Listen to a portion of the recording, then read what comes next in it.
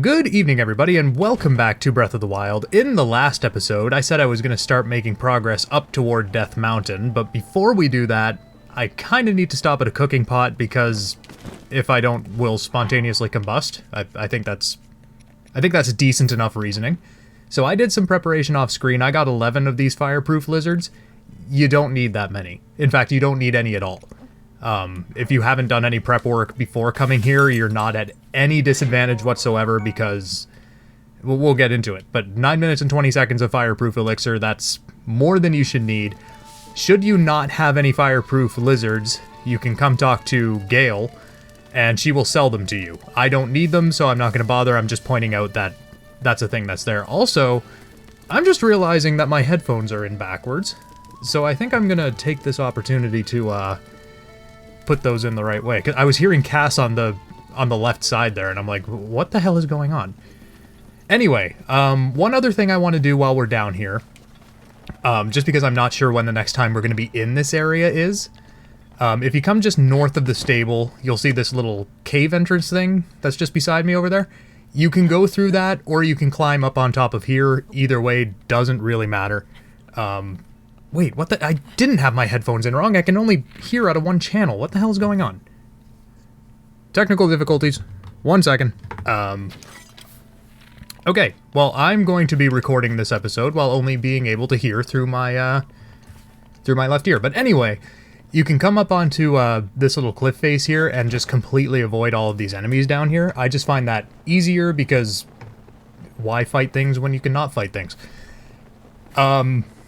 I'm just going to say straight up, right here, this is my 5th time recording this episode. My 5th time. Because there have been audio issues just plaguing this recording session. I don't know, like, Death Mountain is cursed, man. I cannot get this episode out. It's literally, like, physically preventing me. It's been the same audio issue this entire time, and it's just that for some reason my microphone isn't acting. Well, no, it's not even the microphone. It's my audio. I use Audacity to record. For some reason, that's just not playing nice with me lately. It's just not doing what I need it to do. It keeps killing my audio. Anyway, the shrine is just over here. Enough real-life talk, because I don't want to get pissed off yet. We're doing shrine, so I may get pissed off. I haven't been really salty at this game in a long time, actually. Maybe we're overdue. I will meet you guys inside. Power of Fire. Now, I have said this the last, like, 4 times I've recorded this. If you have any fire weapons whatsoever, these shrines become a joke. Even if you just have fire arrows, most of the puzzles in this whole area, also I'm not going to fight this guy, all of the puzzles in this, like, entire area basically come down to, oh, you need fire to burn a thing. Ta-dum, you're done.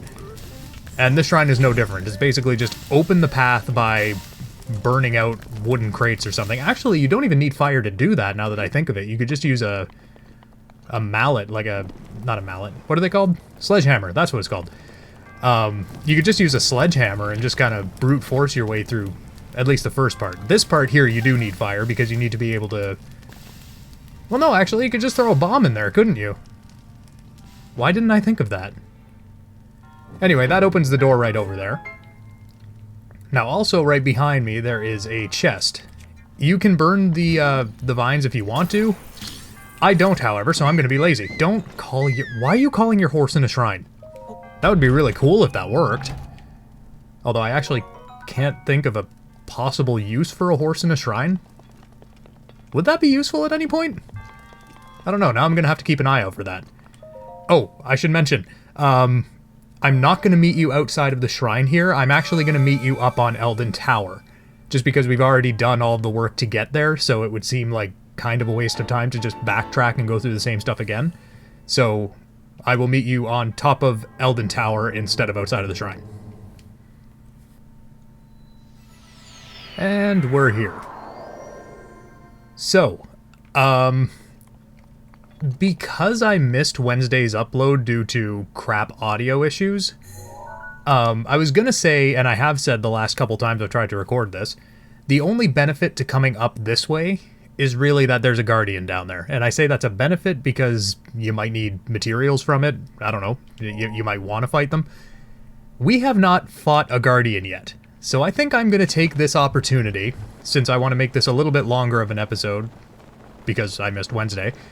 I think we're going to fight our first Guardian, at least our first one on camera. I don't think I fought one off camera before. I think this will be the first Guardian we fight. So, my suggestion is if you're going to fight a Guardian, have your Master Sword ready. This thing, I think I mentioned before, it can cleave through Guardians like they are nothing. I also recommend having a bow handy. We could cheese it and use an Ancient Arrow, but I want to show actually fighting a Guardian. So before we jump down there, I'm going to talk strategy. Normally, I would just try to parry his beam blasts, whatever those are, lasers. I would try to parry those back at him with my shield, but in Master Mode, the timing is different. He kind of delays when he's going to shoot, so I'm not going to do that. Instead, what I'm going to do is I'm going to attack his little leggies until he's got none left, and then basically I'm just going to wail on his body.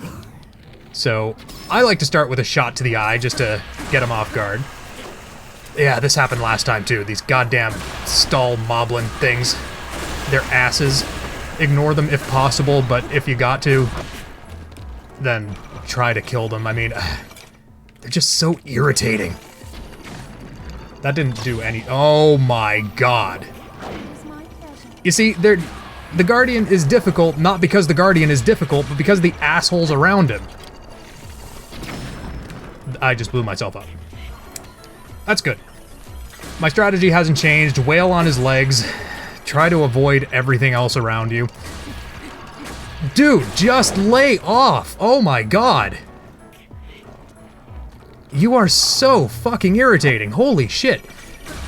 Okay, smack him till his legs are gone, then he can't move around. That makes your life a hell of a lot easier.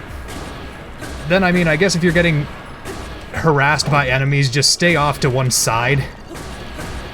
And this should be over now. It's over now. Alright. You are such an annoying piece of shit. Where's the other guy? Where's the other one?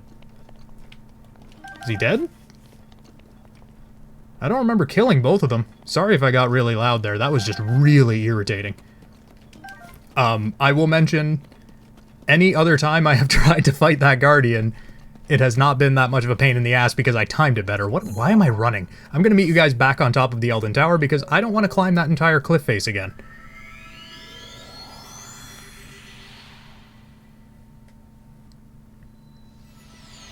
And we are back again.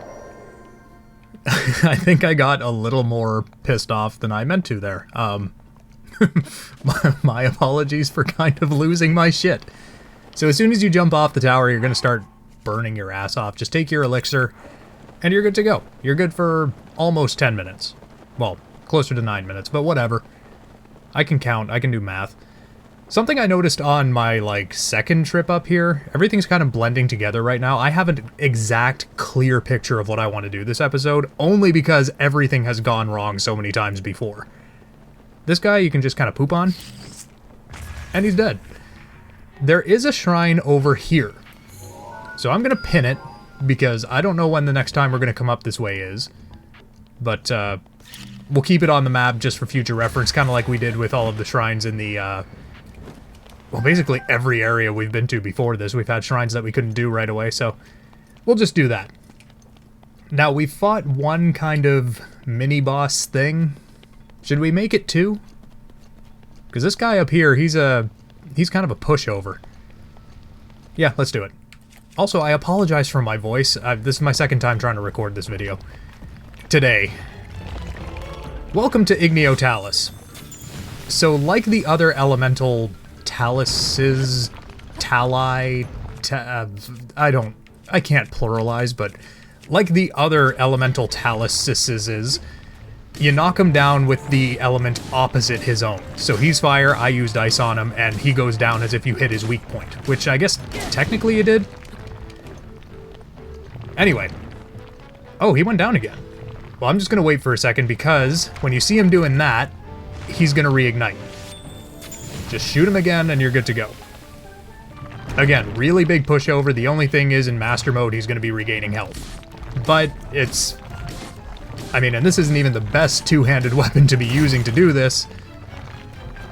It took just about as long as it took to explain as it did to kill him, so not a huge deal. He's, as I said, he's a pushover.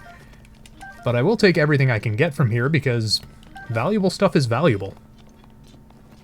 Oh, that's another thing I should probably mention. I haven't been grinding for rupees off screen, but for a reason that you're about to see in the next 10 minutes or so, I'm going to have to start again. So I will make mention of when I do that, but just if my rupee count is inconsistent between videos, that's why. Coming up here, though, we're going to come up to kind of an important area, if for no other reason than for one guy. And that guy is sitting right over here. You want to talk to this guy on your way up here, trust me. How's it going, buddy? Sure is hot around these parts, ain't it? Even at night, like you wouldn't believe. But those folks from Goron City, I tell ya, sure are amazing, huh? I'm on my way back from Goron City, but I forgot to buy souvenirs. I wanted to capture some of those fireproof lizards that live here on Death Mountain, but those suckers are quick. Say, you look pretty speedy. I bet you could catch a ton. If you bring me 10, I'll even give you some heat-resistant armor. That's what you want. You are doing this solely for... You're not doing this out of the good of your heart. You are not. You are getting him lizards so you can steal a piece of his gear. So, in order to do that, there's two very easy ways that I can show off... where? Right over here. Okay. So see these darker colored rocks? You can pick these up, and under every single one of these in this immediate vicinity, there's going to be a fireproof lizard. So if you pick it up and then keep mashing A, you'll just pick up what's under it without having to put the rock back down. So pick up and mash, and you get it. If you don't want to be lifting rocks to get your prize, I guess, walk as slowly as you possibly can. You don't even need to crouch. Just walk slowly as possible. As slowly as possible, I should say. And you can pick up the stray guys that are just sitting around. Easy, easy stuff. He says he wants 10. I can probably pick up, like, probably 7 or 8 without even really going out of my way for them. So again, just slow down when you see one. I think it's a little quicker than crouching as well to do it that way. But anyway, we're up to 14. There's a whole bunch more around. Like under this rock right here, there's another one. Ta-dam. Sitting around randomly, you'll see them, like over here. Actually, there's another rock right there that you can pick up if you want. So, boop. And boop. So just by explaining that, just in the time it took me to say that, look, there's 3 more up there, if I was so inclined. But we've already got something like 16 of them or so. Wow, look at all them fireproof lizards. You actually managed to chase down 10 of them. Well, yeah, pretty quickly. I came prepared. Give me your goodies, sir. Thank you. Something the matter? My helmet? Sorry, it ain't for lending. It's too expensive for that. You can buy your own in Goron City. Yes, you can. And it is very expensive, so I don't blame you for not giving me yours. He's just basically saying he'll buy any more fireproof lizards you have, and you can make fireproof elixirs. How helpful. The thing that you need to get up here, he's telling you that you can make. Thanks, buddy. Appreciate it. So even just with one piece of this Flamebreaker armor, you are immune to bursting into flames on Death Mountain. So if you want to leave it at just getting that one piece, you can. I, however, am going to get the whole set, because if you have the whole set, you can step on those sort of, those magma rocks that I'm looking at right now. Not the actual lava, but like the magma rocks that are just scattered everywhere.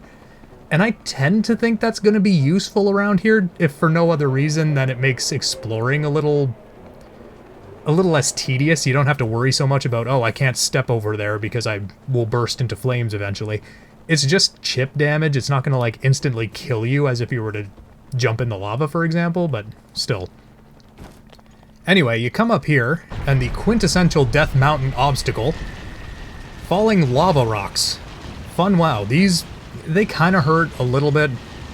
I mean, I'm going to stay out of the way just for the sake of efficiency, not losing health where I don't have to.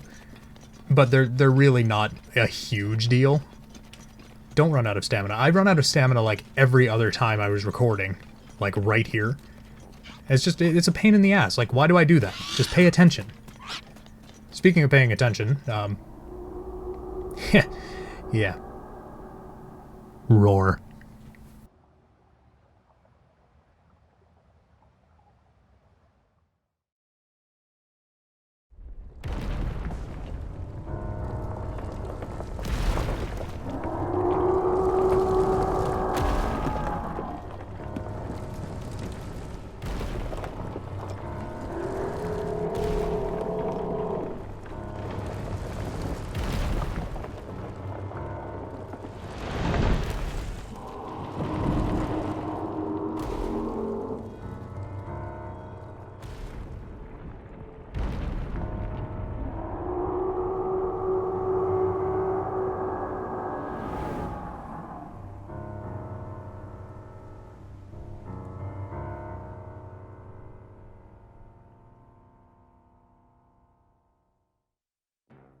Now, I gotta say, maybe it's because Death Mountain to me is like the quintessential Zelda area. Like, when I see Death Mountain, I'm like, okay, I am playing an actual Zelda game here. This is where Breath of the Wild, to me, started to feel like a Zelda game.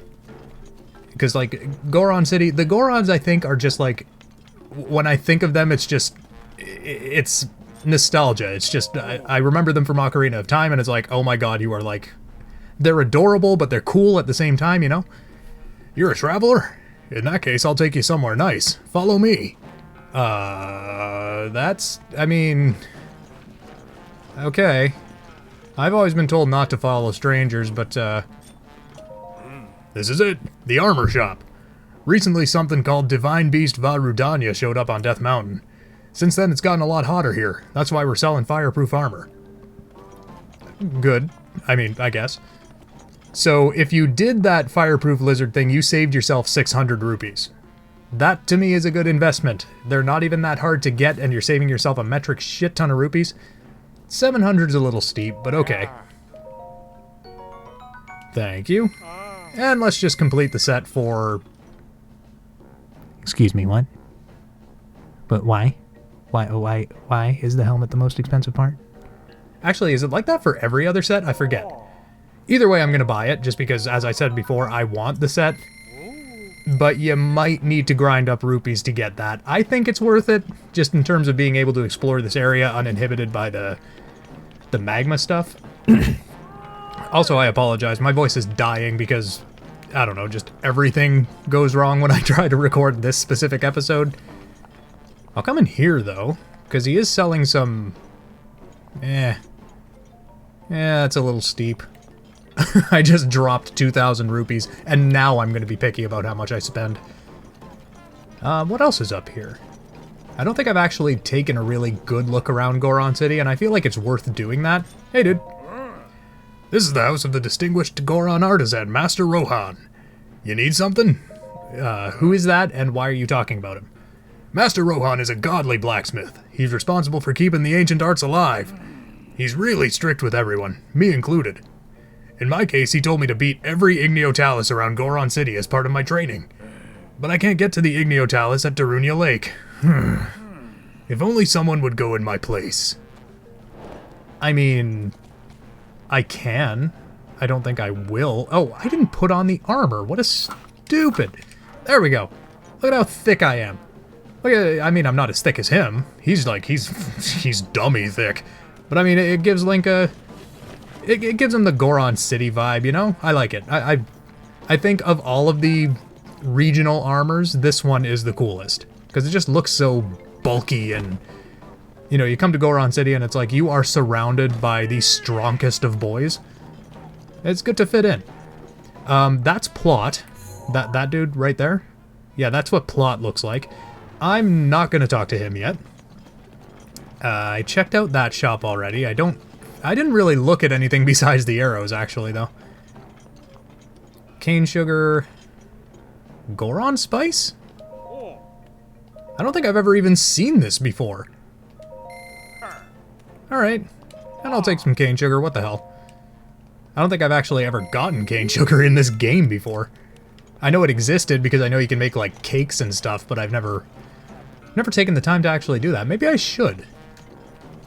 Anyway, so that's pretty much all of Goron City. It's not too terribly big. I still like it. As a location, I think it's one of my favorites. Did I go up there? Not, I'm looking into a pot. Up there. I don't think I went up there. Whatever, we'll save it for later. Not the biggest of concerns. Also, I should mention... Where am I going? Where even... No, I'm going over here. I should mention, do not fall in the lava. It's not a thing that Flamebreaker armor will save you from. I think I said that already. But just to reiterate, do not do it. I'll talk to you, what the hell. Whoa, it's a Hylian. That's unexpected. What are you doing here, little guy? There's only an abandoned mine past this point, and lots of monsters. In other words, it's dangerous. Well, there is an abandoned mine. I'm not willing to go to it right now, but there's also a shrine which I'm more interested in than abandoned stuff. Is there anything else I needed to... I really don't think there's anything else in Goron City to touch on, at least not major. So yeah, let's take this thing on. Why not?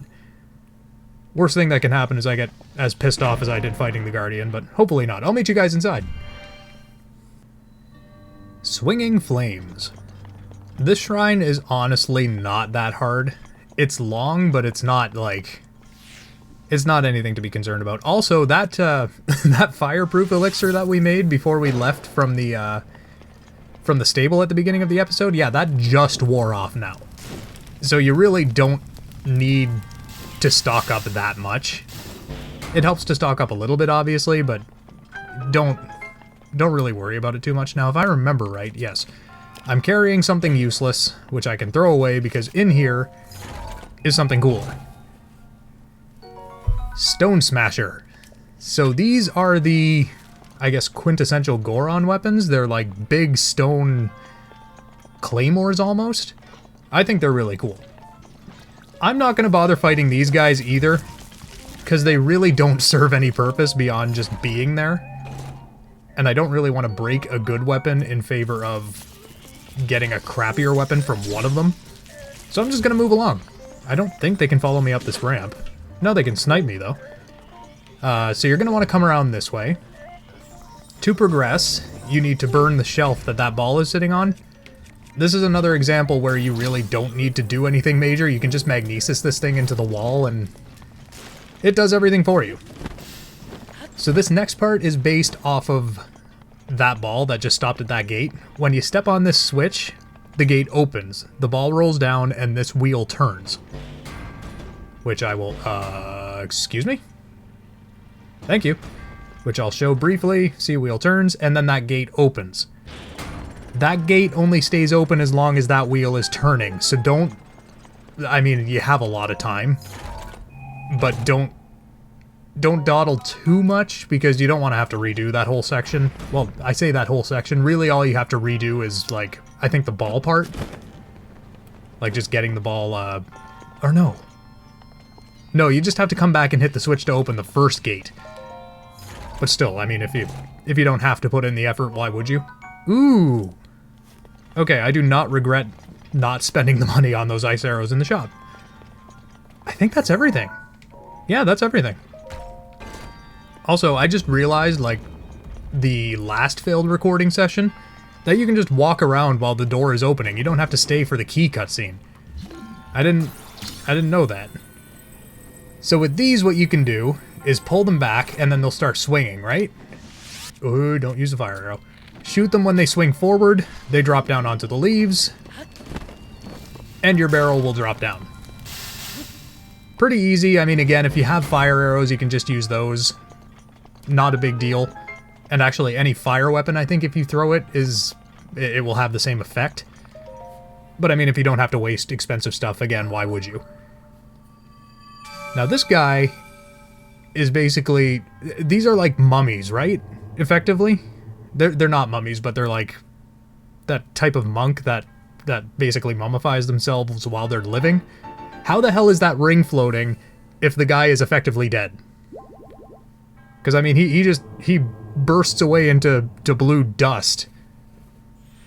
Just like that. So he's effectively dead. How is that ring floating? I don't buy magic. That's not good enough. I'll meet you guys back outside. I'm getting mad about nothing. Wow, that transition was fast. I was trying to take a drink of water, and the screen just starts changing as soon as I put the bottle to my mouth, and I'm like, oh, well, that's good. What else is there to do? We're at 26 minutes. I wanted this to be a little longer, so what I might do... Yeah, you know what? Here's what we'll do. I will meet you guys over at... Where is it? Where's the thing? Great Fairy Fountain, right here. I'm going to meet you guys at the Great Fairy Fountain just over there so I can see what's needed to upgrade this armor, because as it is, I'm not comfortable with it because it's too weak. So, 1 second.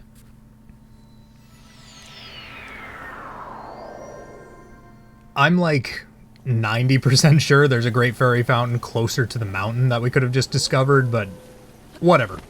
We know this one's here, so we may as well use it.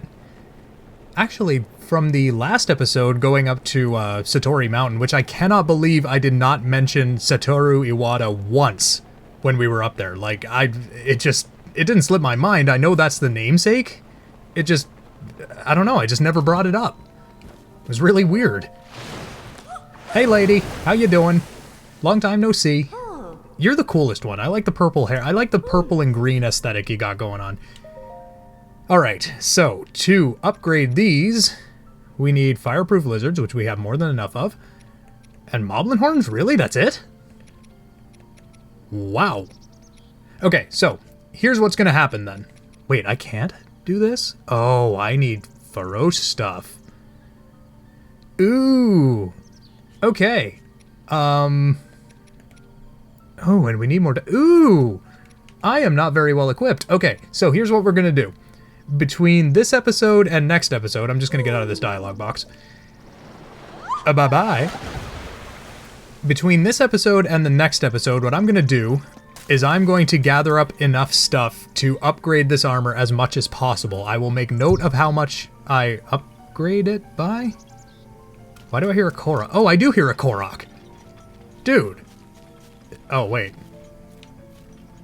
Oh, I already got him. Wait, no. Wait, I'm so lost. I don't understand.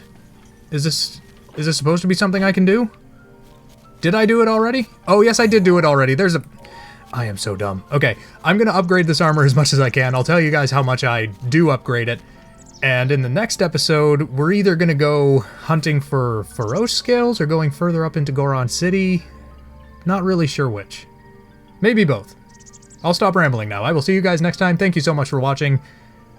And I just said that backwards. I'm so awkward. See you next time.